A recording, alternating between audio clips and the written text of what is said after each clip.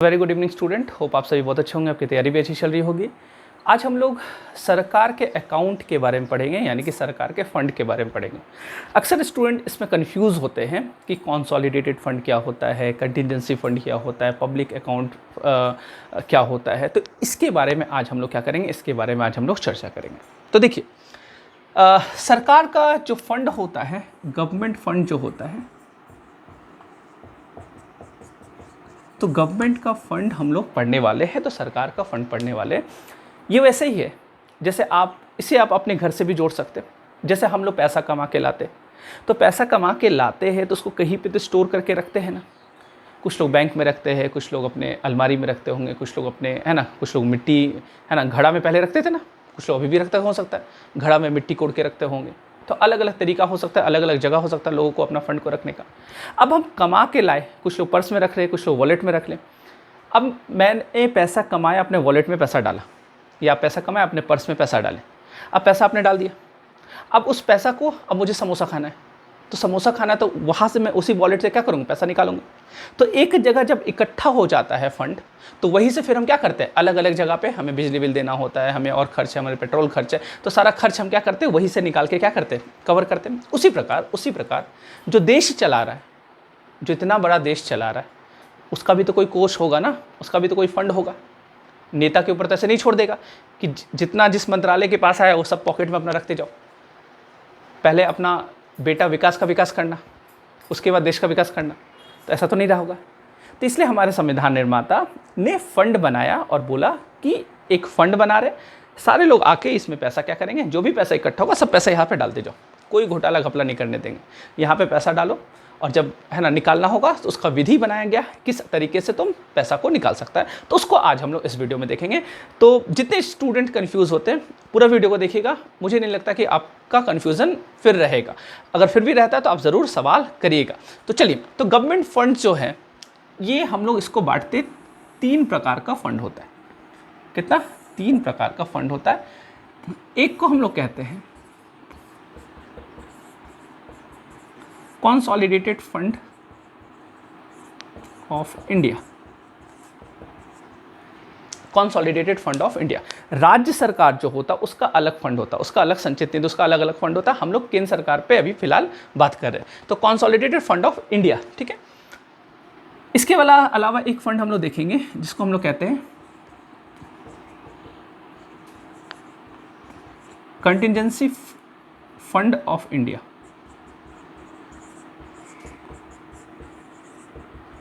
Contingency fund of India, मैं हिंदी बता दूं, कॉन्सोलिडेटेड फंड ऑफ इंडिया को बोलते हैं संचित निधि। क्या बोलते हैं हिंदी में? संचित निधि, भारत की संचित निधि। इसको हम लोग बोलते हैं कि भारत की आकस्मिक निधि। ये क्या होता है? आकस्मिक निधि होता है। और एक होता है public account of India. Public account मतलब लोक लेखा। पब्लिक अकाउंट मतलब क्या हो गया? लोक लेखा। तो आप ध्यान रखिएगा, 3 प्रकार का फंड होता है। अब सरकार को 3 प्रकार का फंड बनाने की क्या जरूरत है? एक ही फंड बनाता, एक ही जगह पैसा रखता, एक ही जगह से खर्च करते रहता। तो 3 प्रकार अगर फंड बनाया तो कुछ तो वजह होगा, है ना। वही वजह को हम लोग इस वीडियो में तलाशेंगे। चलिए समझते हैं कि एक एक करके ये होता क्या। उससे पहले हमारे संविधान में इसका जिक्र कहाँ पे किया गया, तो आप ध्यान रखिएगा, इंडियन कॉन्स्टिट्यूशन के पार्ट नंबर 12 में, ठीक है, भाग 12 में इसकी चर्चा की गई, फंड की चर्चा की गई, गवर्नमेंट का फंड का के बारे में बताया गया, जिसमें कॉन्सोलिडेटेड फंड ऑफ इंडिया, ये भाग 12 के आर्टिकल नंबर 266 क्लॉज 1 में आता है। कंटिजेंसी फंड जो है ये आर्टिकल नंबर 267 में आता है। पब्लिक अकाउंट फंड जो है ये आर्टिकल 266 क्लॉज 2 में आता है, ठीक है। तो आप पहले आर्टिकल याद रखिएगा, consolidated fund 266 clause 1 and public account fund 266 clause 2 and contingency fund article 267। तो आप ये ध्यान रखिएगा, ये 3 फंड है। अब 3 फंड का क्या महत्व है, इसको अब हम लोग थोड़ा समझते हैं। अब देखिएगा, सरकार के पास जितना कमाई होता है, सरकार कमाता भी है, सरकार फिर क्या करता है, खर्च भी करता है।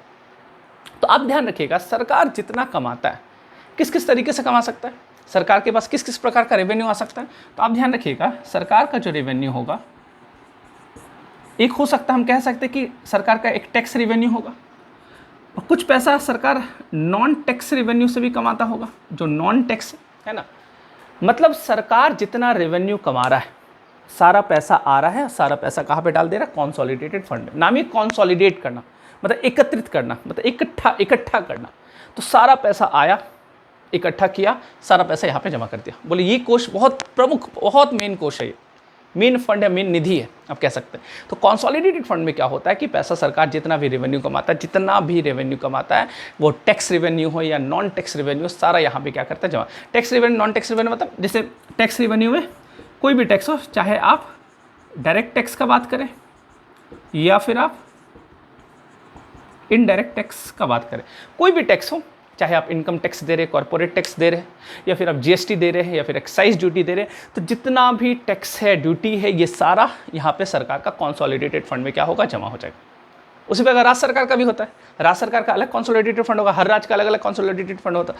तो आप ध्यान रखना, हम लोग केंद्र का बात करें तो कॉन्सोलिडेटेड फंड केंद्र सरकार का जितना भी रेवेन्यू, टैक्स रेवेन्यू आता है, वो सारा यहाँ पे जमा होगा। इसके अलावा नॉन टैक्स रेवेन्यू मतलब ऐसा पैसा जो टैक्स से नहीं, अदर है ना, टैक्स के अलावा कहीं से आया, जैसे सरकार का कोई और कमाई, डिविडेंड जैसे हो गया, लाभांश जो होता है, सरकार डिविडेंड कमा रहा है कहीं से, तो उसका पैसा क्या हो जाएगा? नॉन टैक्स रेवेन्यू में आ जाएगा। तो tax revenue, non tax revenue, ये सब पैसा। इसके अलावा सरकार यदि कहीं से लोन लेता है, ऋण लेता है, चाहे वो एक्सटर्नल ऋण हो, कोई भी ऋण हो, तो याद रखिएगा वो ऋण जो लेता है, लोन जो लेता है, वो भी पैसा कहाँ पे? इसी कॉन्सोलिडेटेड फंड में आके क्या होता है? इसी में जमा हो जाता है। मतलब आप क्या देख रहे हैं कि सरकार का जितना सोर्स ऑफ इनकम है, जहाँ जहाँ से पैसा आ रहा है, इवन रीपेमेंट ऑफ लोन जो होता है, वहाँ वो भी पैसा यहाँ पे आके जमा हो जाता है। मतलब सारा कलेक्शन सरकार का यहाँ पे कॉन्सोलिडेटेड फंड में आके क्या हो जाता है? जमा हो जाता है। तो आप समझ सकते हैं कॉन्सोलिडेटेड फंड, ये जितना फंड है, सबसे अमीर फंड यही है, मतलब सबसे ज़्यादा पैसा यहीं पे जमा होता है।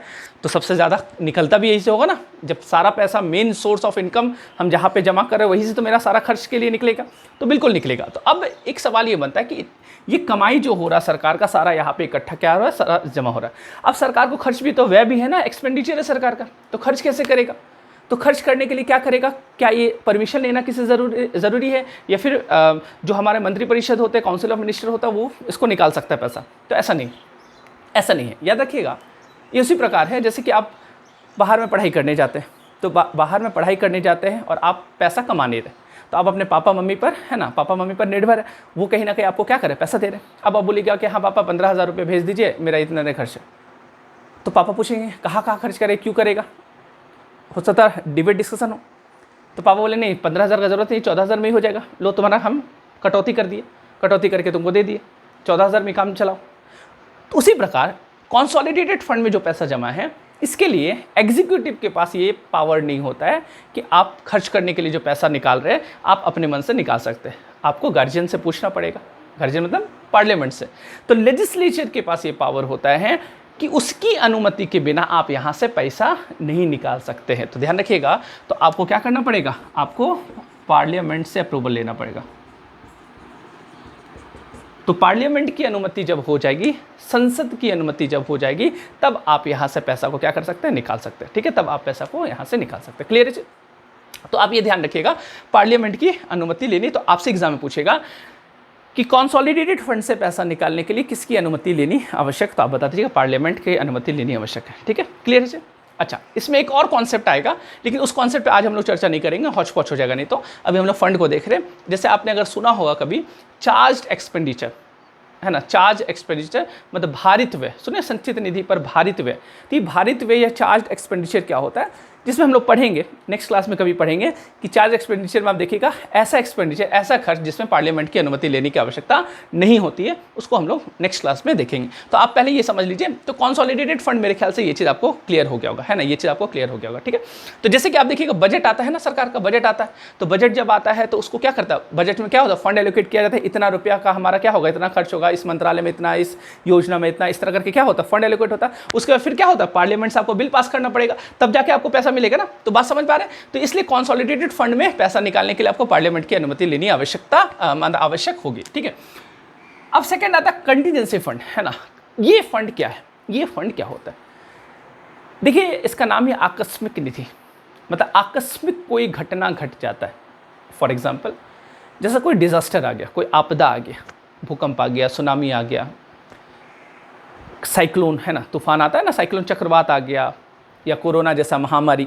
तो इस तरह का कोई आकस्मिक घटना जिसके लिए हम कोई प्लानिंग नहीं करते, हमें क्या पता कोई प्राकृतिक आपदा आ जाएगा, कुछ आ जाएगा, अचानक से कोई आपदा आ गया, तो उस जगह पर उस आपदा से निपटने के लिए हम लोग क्या करते, एक अलग फंड बनाए, कंटीजेंसी, नाम ही कंटीजेंसी, मतलब आकस्मिक या आकस्मिक घटना होने के बाद इस फंड का क्या किया जाता है, यूटिलाइज किया जाता है, उसको हम बना के रख दिए। वो वैसे ही है जैसे कि आप क्या कर रहे हैं, आप जितना पैसा कमा रहे हैं, पैसा कमा के आप एक जगह पे क्या कर रहे हैं, पैसा रख रहे हैं, उस पैसा आप अपना वॉलेट में रख रहे हैं, वॉलेट से पूरा जितना महीना भर का आपका खर्च है वो खर्च को आप कर रहे हैं। अब क्या करेंगे, जितना आप पैसा कमा रहे हैं उसका हो सकता है 2% 3% हिस्सा आप कहीं एक ऐसा जगह पे रख दीजिए जिसको हम छुएंगे नहीं। अचानक से कोई ऐसा ज़रूरत पड़ जाए, किसी कोई बीमार हो जाए, हॉस्पिटल जाना पड़े, तो तब हम उस पैसा को क्या करेंगे, उस पैसा का यूटिलाइज करेंगे।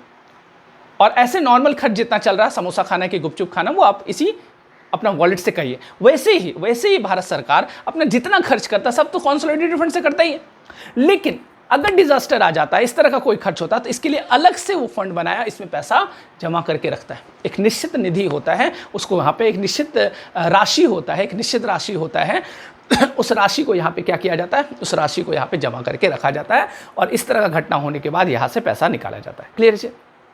तो आप बताइएगा, क्या कंटिजेंसी फंड में पार्लियामेंट की अनुमति लेनी आवश्यक है या नहीं?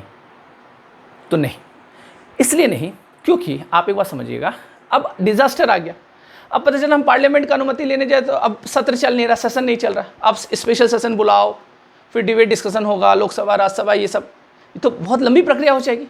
या फिर अगर सेशन चल भी रहा है तो भी तो एक लंबी प्रक्रिया है ना। तो इसलिए इस तरह का कोई डिजास्टर आता है तो पार्लियामेंट की अनुमति की आवश्यकता नहीं पड़ती है, ये एग्जीक्यूटिव एक्शन से आप कर सकते हैं। मतलब कार्यपालिका के पास ये अधिकार होता है कि इससे पैसा वो निकाल ले, इसके लिए आपको पार्लियामेंट की परमिशन की आवश्यकता नहीं पड़ती है। तो आप एक बात ध्यान रखिएगा, ये कंटीजेंसी फंड जो होता है, इसमें आप कह सकते हैं ये क्या होता है, ये एग्जीक्यूटिव एक्शन। तो आप ध्यान रखिए कि ये एग्जीक्यूटिव एक्शन से ये पैसा को आप क्या कर सकते हैं, निकाल सकते हैं। कंसोलिडेटेड फंड में क्या होता है, पार्लियामेंट है ना, पार्लियामेंट से बिना परमिशन लिए आप पैसा नहीं निकाल सकते। इसमें अगर पार्लियामेंट से परमिशन लेने गए तो पता चला पैसा का ज़रूरत आज है और 10 दिन बाद परमिशन मिला, तो कोई ज़रूरत ही नहीं है ना। वैसे ही जैसे कि मान लीजिए कि घर में कोई लड़की की शादी, बेटी की शादी, बहुत लोग होते हैं ना कि बहुत लोग देखिए काबिल लोग मिलते हैं इस तरह के। अब आपको पैसे की ज़रूरत है, बेटी की शादी है, आप उसको फ़ोन करें, फ़ोन ही नहीं उठा रहा, पता चला शादी वादी बीत गया, 1 आध साल बीत गया, उसके बाद कभी वो व्यक्ति से मुलाकात हुआ, और जैसे मैं बोलूँगा अरे मुझे पैसे की आवश्यकता थी उस समय, वो बोले अरे तुम हमको बोलता तो हम पैसा निकाल देते, लो अभी दे क्या। अब बोले अब हमको ज़रूरत ही नहीं है, उस समय जब ज़रूरत था तो तुम फ़ोन ही नहीं उठाया। तो कहने का मतलब ये है कि अब हमको अचानक से ज़रूरत है, अब हम पार्लियामेंट सेशन बुलाएंगे, ये करेंगे, तब तो बहुत लफड़ा है ये, तो उससे अच्छा है ना ये, इसलिए एग्जीक्यूटिव एक्शन से ये। तो ये किसके पास ये पावर होता है, तो ये पावर होता है प्रेसिडेंट के पास, है ना, राष्ट्रपति के पास पावर होता है। लेकिन हाँ, रियल में राष्ट्रपति बस नाम मात्र का, अगर आपसे एग्जाम में पूछेगा किसके पास किसकी अनुमति से पैसा निकाला जाता है, तो बताइएगा प्रेसिडेंट की अनुमति से पैसा निकाला जाता है। लेकिन दरअसल रियल में निकालते कौन है, तो रियल में ये अधिकार होता है फाइनेंस सेक्रेटरी के पास। किसके पास होता है, फाइनेंस सेक्रेटरी के पास होता है, जो डिपार्टमेंट ऑफ इकोनॉमिक अफेयर्स के जो फाइनेंस सेक्रेटरी होते हैं उनके पास ये अधिकार होता है। ये तो फाइनेंस सेक्रेटरी इसमें पैसा निकालता है on the behalf of president of India. Clear है? तो कंटीजेंसी फंड है ना, कंटीजेंसी फंड ऑफ इंडिया, तो इसको आप ध्यान रखिएगा, ये होता है कंटीजेंसी फंड। ठीक है, अब इसमें अच्छा, इसमें पैसा आता कहाँ से, इसमें पैसा कहाँ से आता है, एक सवाल ये बनता है कि इसमें पैसा कहाँ से आएगा। तो इसमें पैसा दरअसल कंसोलिडेटेड फंड से ही यहाँ पैसा को निकालकर इसमें डाला जाता है, कंसोलिडेटेड फंड से डाला जाता है।